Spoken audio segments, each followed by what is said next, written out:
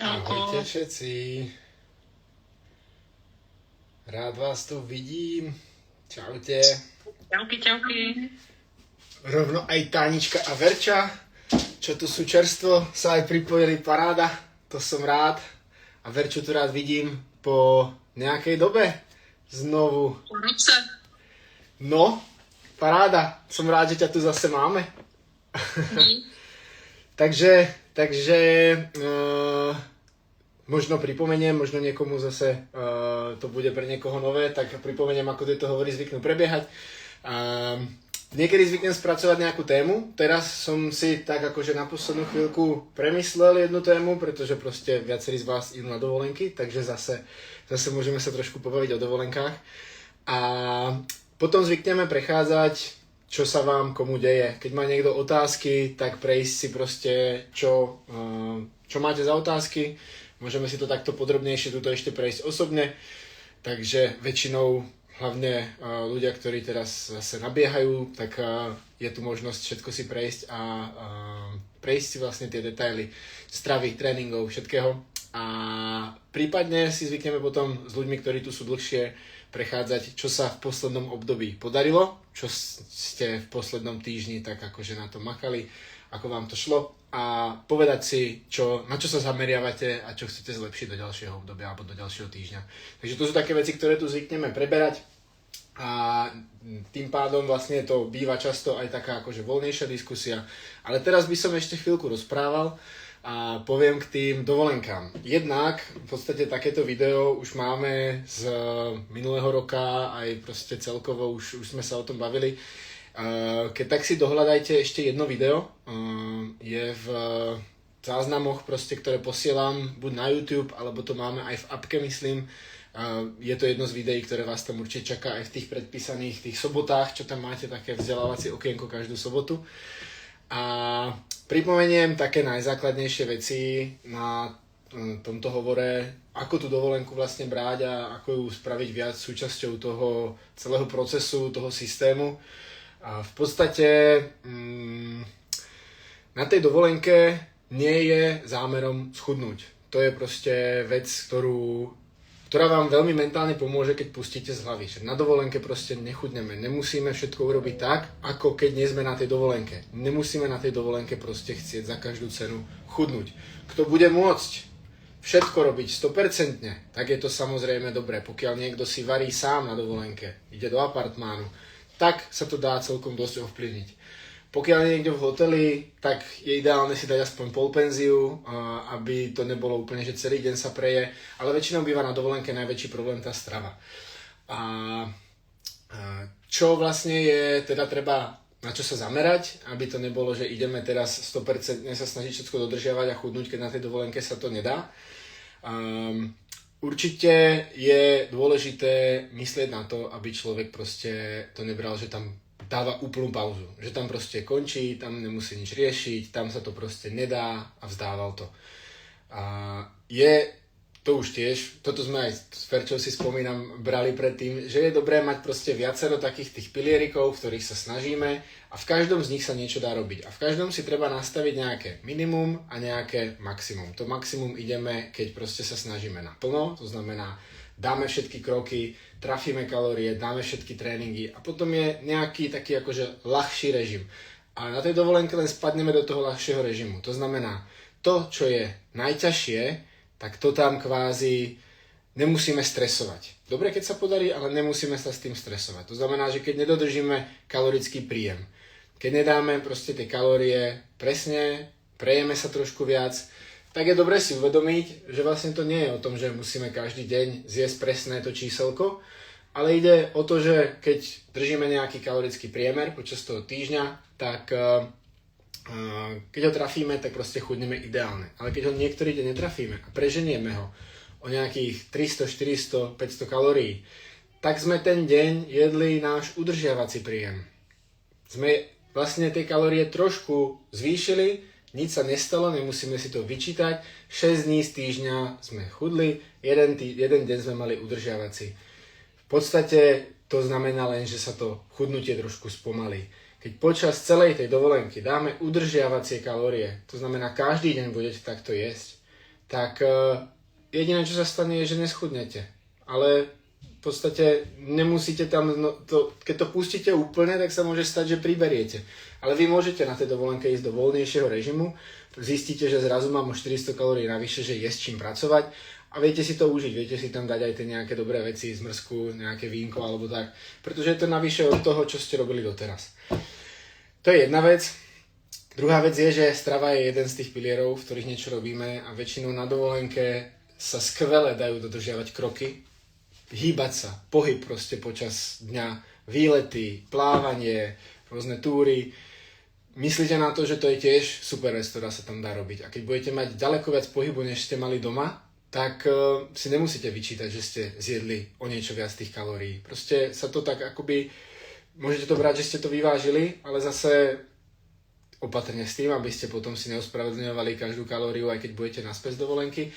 Ale dá sa proste toto brať, že robíte v inej sfére niečo viac zase. Takže v tej druhej, keď robíte niečo menej, nemusíte si akože vyčítať, že na dovolenke nerobím progres. A tretia vec je tréningy. Tréningy tiež sa do nejakej miery na dovolenke určite dajú. Vždycky s ľuďmi upravujeme na dovolenku tréningy a veľmi som rád, že drtivá väčšina z vás mi vždycky napíše, idem na dovolenku, uprav mi tréningy, budem tam makať. Že sa tam vlastne ten priestor na to tiež dá nájsť, že tam nie je prečo akože necvičiť. Aj tým, keby tam nebolo proste žiadna výbava, žiaden priestor, tak vieme niečo vymyslieť aspoň len tak na holej zemi. A dá sa. Ide o to držať tú pravidelnosť. Takže ten záver toho, na čo myslieť na tej dovolenke je, nezameriavame sa na progres, zameriavame sa na to, že chceme udržiavať ďalej tie zvyky, ktoré sme zaviedli. Tie zvyky v každej tej sfére. 3 tréningy do týždňa. Nejdu 100% perfektné tréningy, budú s inou výbavou, budú ľahšie, ale idem ich pravidelne. Pohyb počas dňa, tam sa dá ísť 100%. Strava, keď nejde 100%, tak idem proste udržiavací režim. Aj keby tam boli nejaké dni, ktoré sú ešte na ten udržiavací režim, tak človek väčšinou za tých pár 100 kalórií, ktoré tam zje navyše, tak nepriberie nejako extra veľa, nejako zázračne. Väčšinou tam človek skôr naberie vodu, pretože tam si dá iné jedlo, dá si tam viac soli, dá si tam viac cukru, nejaký alkohol, je tam väčšinou teplo, menej vody pije, človek sa vráti aj zavodnený. A potom, keď nabehne na ten režim, už keď hlavne, že vie, čo má robiť, pretože už je tu v programe, tak si môže byť istý, že keď sa vráti, tak sa to zase rýchlo vráti späť aj tá váha a proste to pôjde ďalej. A vo finále tá dovolenka na tom grafe bude také buď zrovnanie na chvíľku a potom to bude pokračovať, alebo to bude proste maličký hrbovček a zase sa vráti späť ten graf na tú správny smer. Takže takto. Držať zvyky, mysleť na bielkoviny v strave, vyberať si, keď si človek proste bude vyberať v strave aspoň to, aby mal nejaké tie bielkoviny a nedodrží presne ten kalorický príjem, tak dodržal čas tej stravy aspoň, takže takto rozmýšľať. Pripomenul som veci, ktoré už som raz vravel, takže pozrite ešte aj na to video, je tam viac takých videí, v ktorých som spomínal veci, ktoré som teraz vlastne tak zmiešal do tejto témy. A tiež som rozmýšľal, buďte ešte pripravení, ono to s tými dovolenkami je také, ale minulý rok to myslím bolo dobré, že si dáme zase nejakú výzvu na leto, aby človek mal trošku taký ťah aj v tom lete sa snažiť, aj keď je to také, že sú tam tie dovolenky. A práve to bolo tak, že sme to robili tak, aby tie ciele dovolenkové boli také, že sa dajú dať aj tam. Že určite nebude cieľ dodrž kalorický príjem to, čo bude ako súčasťou tej výzvy. Takže niečo také ešte mám v hlave a buďte pripravení. Takže tak, nejaké otázky k dovolenkovému režimu? Je to takto uchopiteľné, myslíte? Táni, snažíš sa hovoriť? Zapnúť si mikrofón?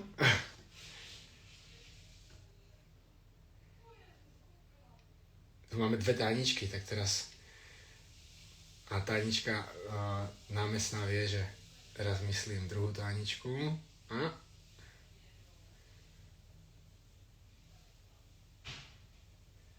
Druhá tajnička sa nám sekla.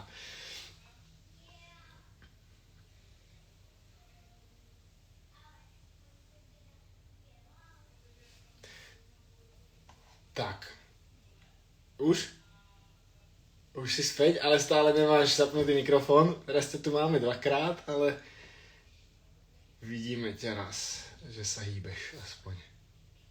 Nepôjde to? Nejaké povolenie možno bude chcieť asi ten Google v mobile aktivovať, povoliť mu prístup k mikrofónu. Nevadí. Keď tak napíš, čo by som ti mohol zodpovedať. Dobre. Máte teda niekto nejakú otázku všeobecne, nielen k dovolenke? Všeobecné otázky. Niekomu niečo... Já mám všeobecnou otázku. Určitě, Veru, pýtaj se. Já mám takovej ošklivej asi zlozvyk. Já když, nebavím se teďkom přímo, že mám dovolenou. Jo, bavím se o tom, že jedu na chatu. A pro mě ta chata je úplně jako super místo na relaxaci. Ale nějak jsem si tam vytvořila takový ošklivý zlozvyk, že tam víc popím alkohol. Jakože se dávám do pohody, jo. No a teď o víkendu jsem o tom zase jako přemýšlela, protože se mně to dělo. Nehledě na to, že tam potkáte prostě sousedku, že společenská setkání a tak dále, tak to taky k tomu tak jako vede. Takže já teď přemýšlím, jak to jako uchopit, abych všem nemusela vykládat, že zrovna teď nepiju alkohol, rozumíš, jo? Takový jako nějaký jako typy z praxe, jak se tady k tomu postavit. Tak, typy z praxe. Určite to poznám. Určite si tiež rád cez víkend dám. Sme veľmi ako sociálni u nás. A ja mám kalorické tabulky, respektíve teraz skúšam MyFitnessPal, ale mám ich nastavené tak, MyFitnessPal to dokonca v premiume ide, že si na každý deň nastavíte kalórie ináč. A ja to mám urobené tak, že mám tie vlastne tabulky, budem hovoriť o tých tabulkách, nastavené nižšie, než mám mať o 100-200 kalórií vo vašom prípade, povedzme. V mojom je to trošku viac, lebo mám trošku väčší priestor na tú prácu s tým, aj nechudnem a tak. Ale nastav si to tak, aby ti ten týždenný priemer vyšiel na to, čo máš mať na ten deň, čo sme nastavili. Takže vlastne ty máš teraz tých 1750. Keď si uberieš od pondelka do štvrtku povedzme po 100 kalórií, možno aj 200, uvidíš, ako sa ti to bude dať držať, môžeme dať tých 150, keď je to také pekné číslo medzi tým. O 150 nižšie nastavíš si teda 1600. Ono to znie, že 1600 je už menej, určite nechcem, aby si jedla 1600 akože každý deň, je to skôr preto, aby si vytvorila tú rezervu automaticky, každý týždeň.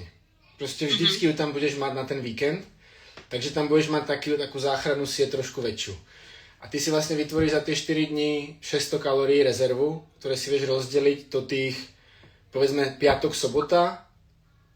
Takže si tam pridáš 300 kalórií do ďalšieho dňa, do každého z tých dní. A má asi na 2050 vlastne, tie 2 dni. A potom nedelu môžeš dať 1750 klasicky. A priemer je 1750. Toto mi dosť pomáha. A tiež potom myslieť na to, akože človek, keď chce chudnúť, tak trošku viac sa zaprieť musí, takže ideálne ako fakt povedať niekedy, nie že nie na drink, ale povedať trošku menej na drink. To znamená, čo robia dosť ľudia, ktorí aj ma poznajú osobne a keď sme niekedy niekam spolu šli, tak, alebo tak, akože sme sa niekde stretli a práve som pozeral, že ako to s tým alkoholom robia, tak si dajú jednu skleničku a pijú ju dlho. Akože ju iba si ju dávaš na chuť vlastne.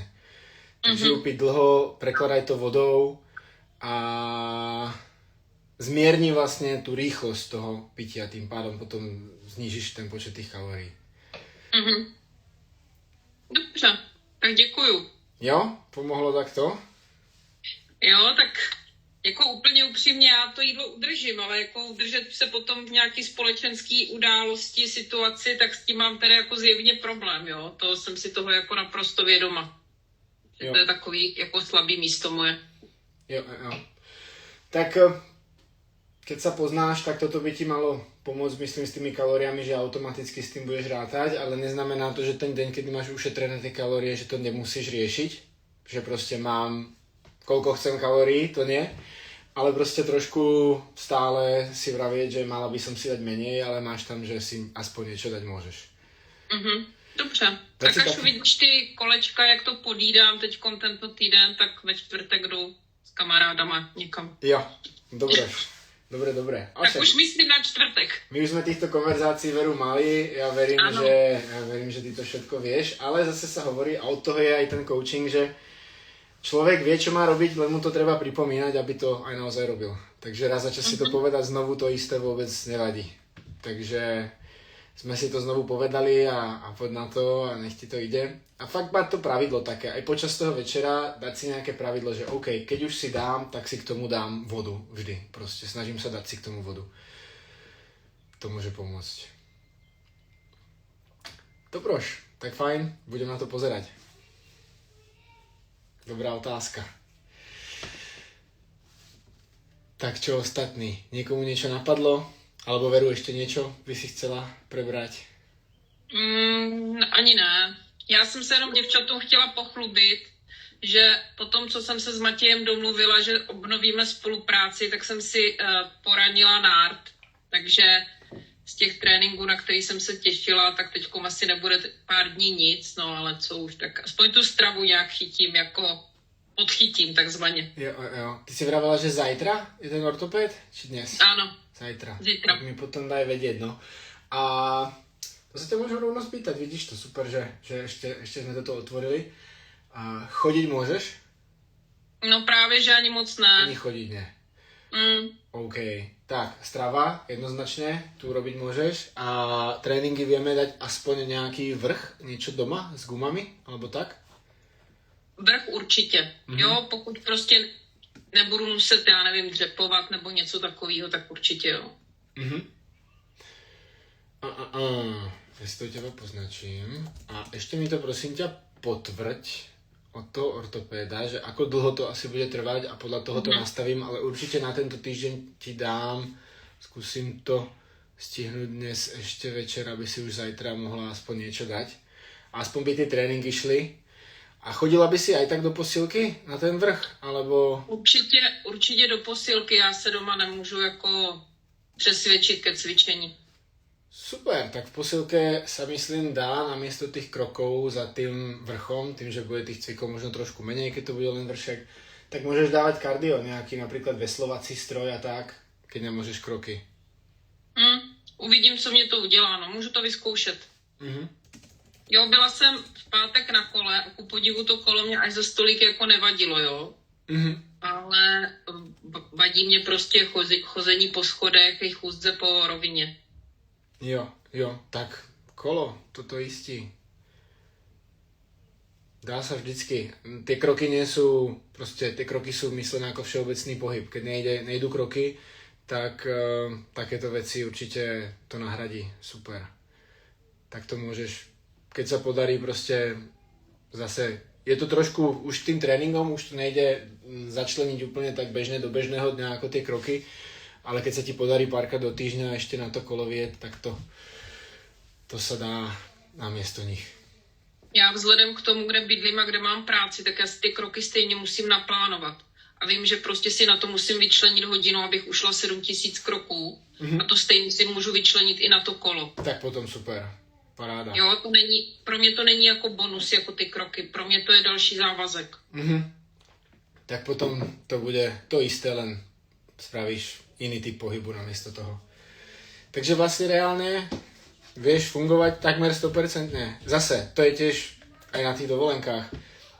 Keď sa niečo takéto stane, tak je dobré myslieť na to, aby to nebolo, že teraz nemôžem, ale akože ten správny systém by sa mal dať prispôsobiť a ide o to, akože, ako ten človek zareaguje v takej situácii a dá sa vždycky nájsť, akoby úspech má ten, ktorý v každej situácii dokáže ten plán prispôsobiť, tak by som to povedal.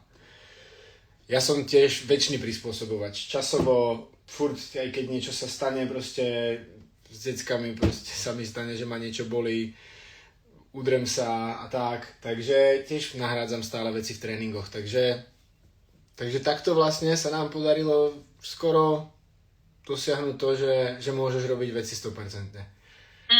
Uvidím, no. Myslím si, že jsem si jako uhnala zánět šlach. To je můj jako odhad.